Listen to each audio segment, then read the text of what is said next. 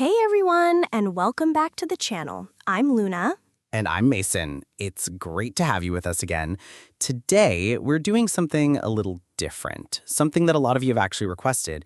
We're going to take a deep dive into a topic that is a reality for millions of people, but often feels like a completely unique and sometimes chaotic experience. That's right. We are talking about the daily life of a university student.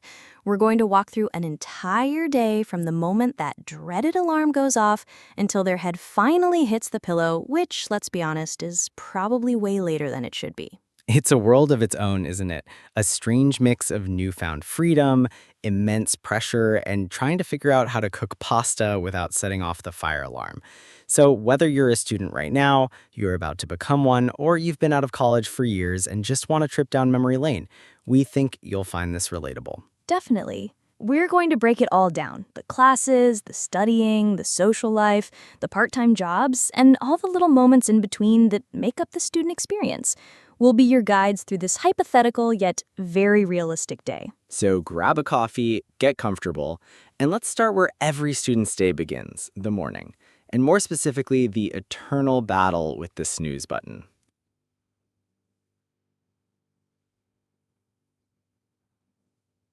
Okay, so let's set the scene. It's 7 a.m., the first alarm goes off, it's that horrible, jarring default ringtone on your phone. What's the first move for our student? The first move is a blind, fumbling hand swatting at the nightstand, trying to locate the source of the noise. There's no conscious thought yet, it's pure muscle memory. You find the phone and without even opening your eyes, you hit snooze. It's a 9-minute reprieve, a tiny fleeting moment of victory.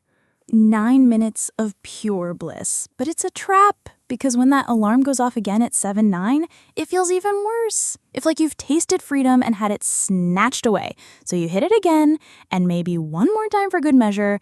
Now it's 7:27 a.m. and the panic starts to set in. You have a 9 a.m. lecture on the other side of campus.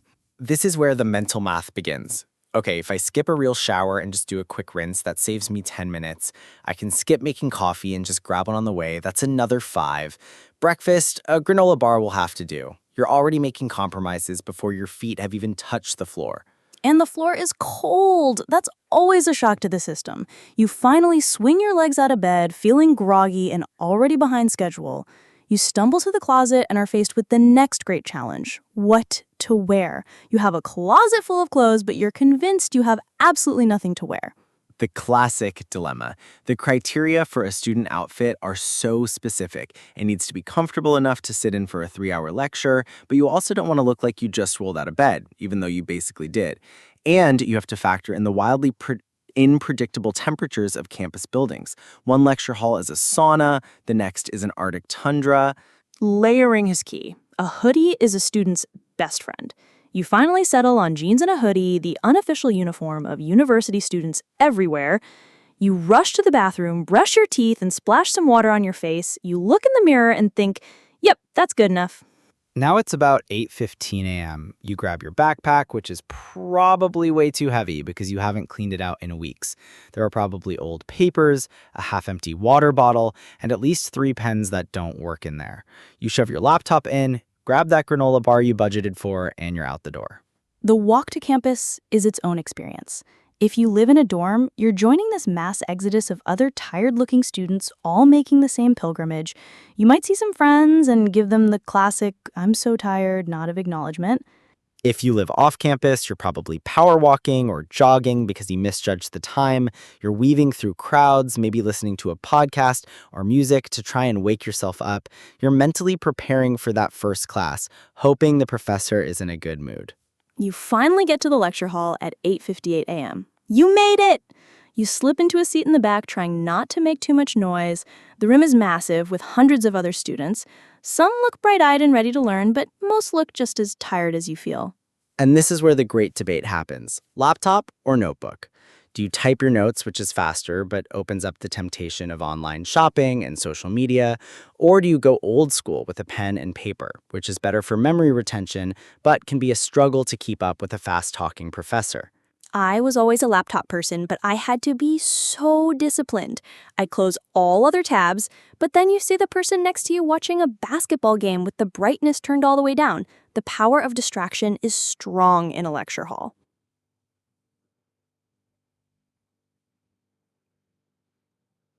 It's so true, and you're trying to absorb the information, you really are. But the professor might have a very monotone voice, and the slides are just walls of text. Your mind starts to wander. You think about what you're going to have for lunch. You wonder if your friend replied to your text from last night. You start making a mental to-do list for the rest of the day. Before you know it, the lecture is over. It's 9:50 a.m., you've got a handful of disjointed notes and a vague sense of what the topic was. Now you have a 1-hour gap before your next class. This hour is crucial. It can either be incredibly productive or a complete waste of time. The options are endless. You could go to the library and get a head start on the reading for your next class. That's the responsible choice. Or you could go to the campus coffee shop, spend $5 on a latte, and scroll through your phone for 45 minutes. Let's be honest, the coffee shop usually wins. It's the social hub of the campus. You'll probably run into a few people you know. You'll have those quick, "Hey, how are you? I'm so busy" conversations. It feels social and productive, even if you're not actually getting any work done. Exactly. So you get your coffee, find a table, and do the "I'm gonna be productive" routine. You open your laptop, you pull up the reading, you read one paragraph, and then you reward yourself with 10 minutes on Instagram. It's a vicious cycle. That hour flies by. Now it's time for your 11 a.m. class. This one is different. It's not a huge lecture. It's a smaller seminar with only about 20 students, and that means there's nowhere to hide. The seminar room is intimidating. You're all sitting around a big table, and the professor is looking at each of you. You're expected to have done the reading and to have something intelligent to say about it. The pressure is on. This is where you find out who actually did the reading and who is just really good at bluffing. There's always one student who talks way too much, and there's always a few who are desperately trying to avoid eye contact with the professor, praying they don't get cold called. Being cold called when you haven't done the reading is a core memory of the university experience. It's a moment of pure cold terror. You try to piece together something coherent based on what other people have said, but you know the professor sees right through you.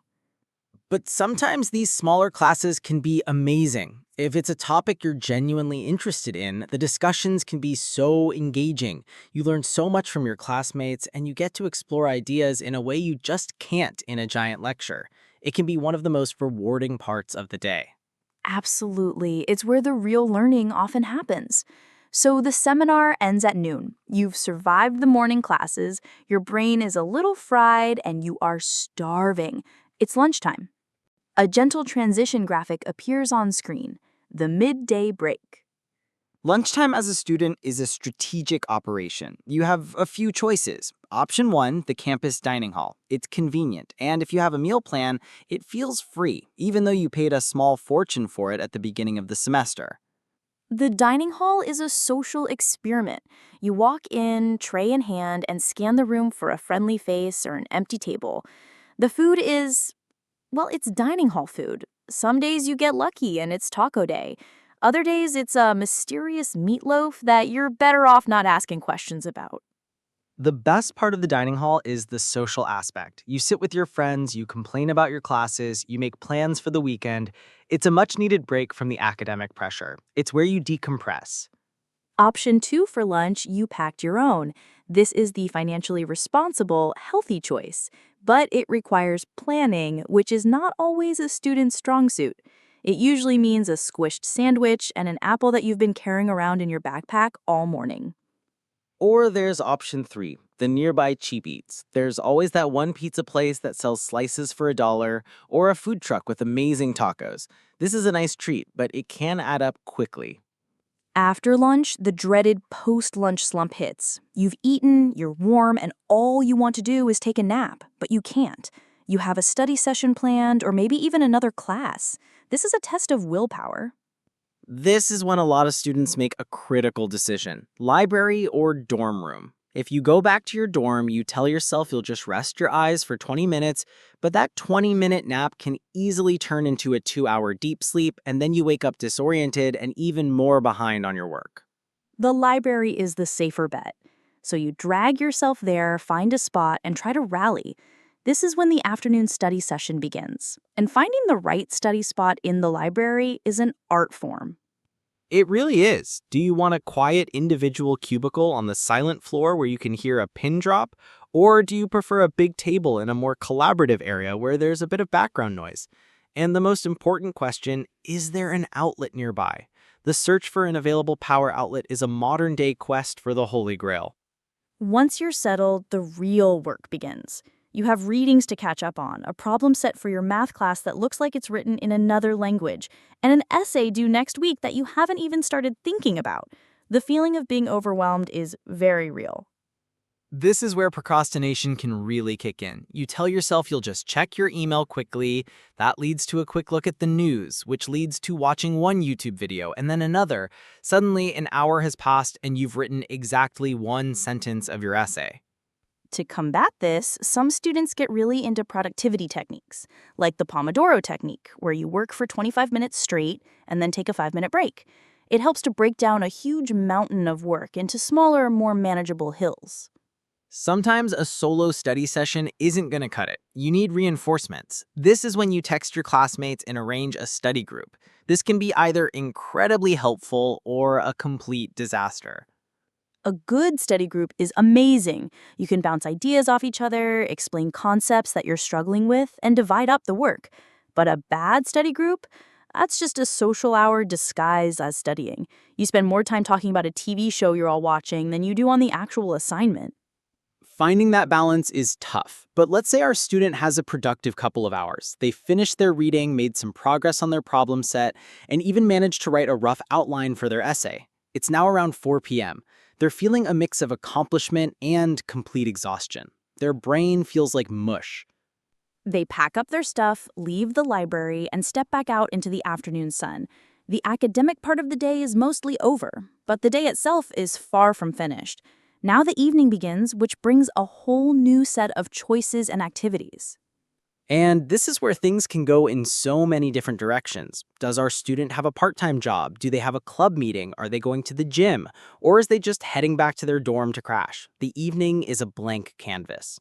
It really is, and I think that's a perfect place to pause for now. We've gotten our student through the morning rush, the classes, and a grueling study session. Their brain is full, their energy is low, but the night is young. I agree. We've covered a lot of ground already, and the evening life of a student deserves its own spotlight. There's so much more to talk about, from dinner and socializing to late-night study sessions, and the struggle to maintain some semblance of a personal life. So we're going to leave you all in suspense there. We'll be back in part 2 to tackle the entire evening and night portion of a student's day. Trust us, you won't want to miss it. In the meantime, we'd love to hear from you. If you're a student, what's the most relatable part of the morning and afternoon for you? Is it the battle with the snooze button, the search for a power outlet in the library? Let us know in the comments below. And if you're not a student, what surprised you the most? We love reading your comments and hearing your stories. Thanks so much for watching. That's right, we left them at about 4 p.m. Their brain is fried from studying, the academic part of the day is mostly done. But as we said, the day is far from over. The evening is a blank canvas, and this is where the student experience can really start to diverge. This is the time of day that's all about juggling. It's a constant balancing act between responsibilities, passions, and the desperate need for a break. So let's explore the different paths our student might take as the sun starts to set. Okay, so it's 4 p.m. Our student has just walked out of the library. Path number 1, they have to go to work. A lot of students have part-time jobs to help pay for tuition, books, or just to have some pizza money for the weekend. This is a whole other level of hustle. They might be working a few hours at the campus bookstore, brewing coffee at a nearby cafe, or waiting tables at a restaurant. They have to switch from student mode directly into employee mode with no time to decompress in between. And that can be tough. You're physically and mentally tired from classes, but now you have to be on for customers for the next 4 or 5 hours. You're on your feet, you're smiling, you're dealing with the public. It requires a lot of energy that you might not feel like you have. It's a huge commitment, and it means your study schedule gets pushed even later into the night. While other students are having dinner or relaxing, you're still on the clock. It really forces you to be incredibly disciplined with your time management. Absolutely. Then there's Path B, extracurriculars.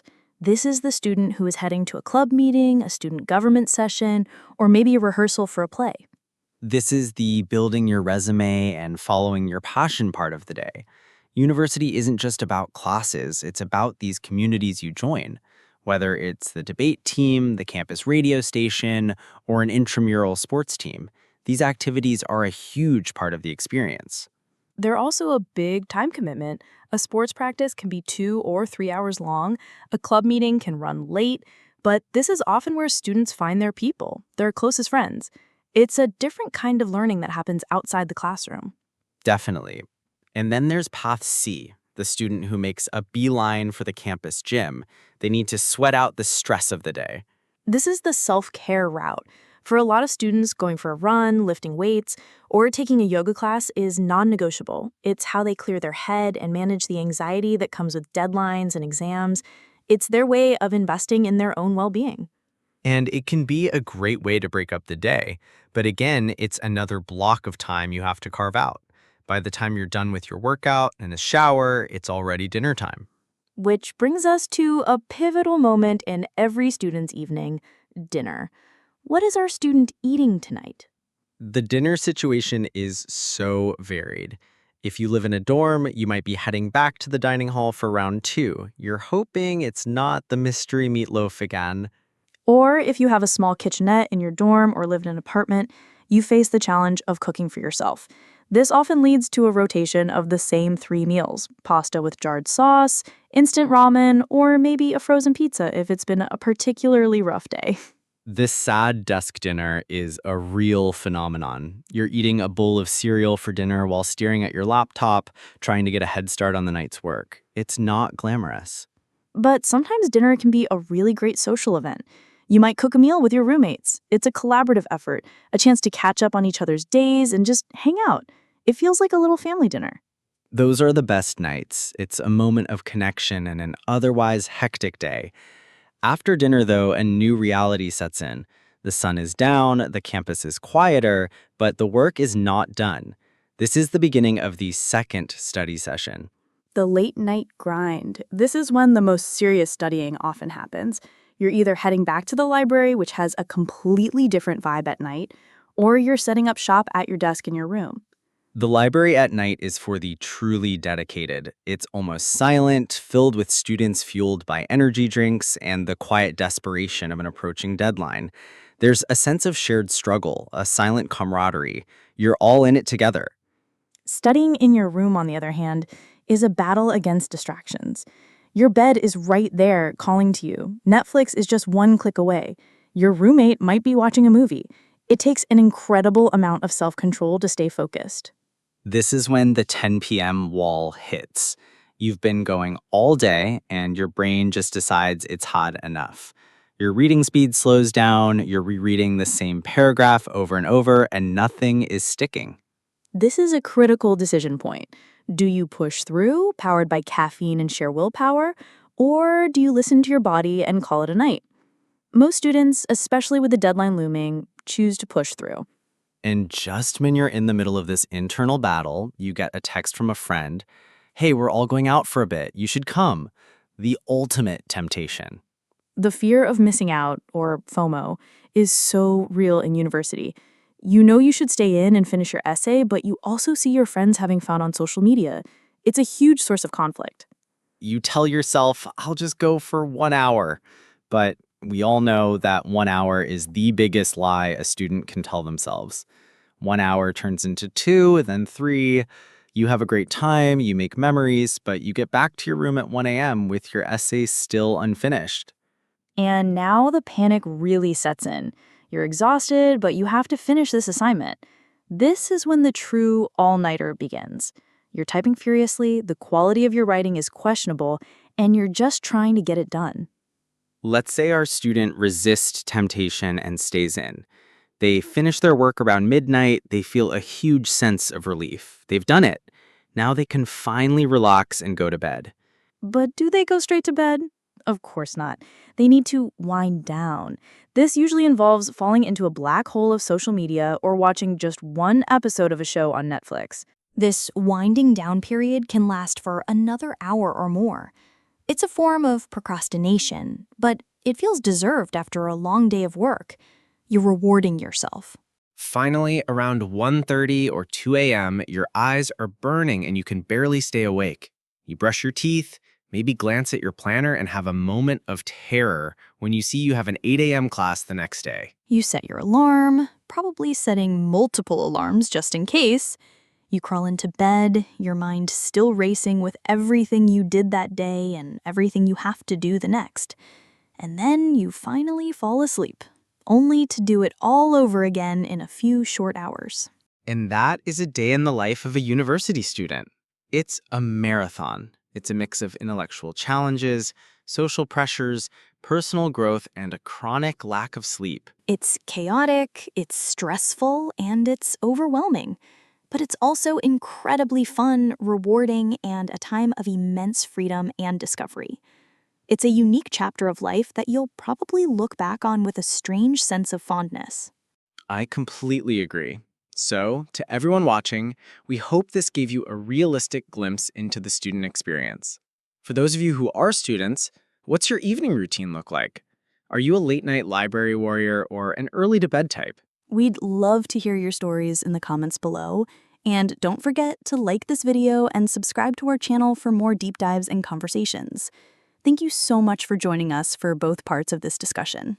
We'll see you in the next video. Bye for now. Bye, everyone.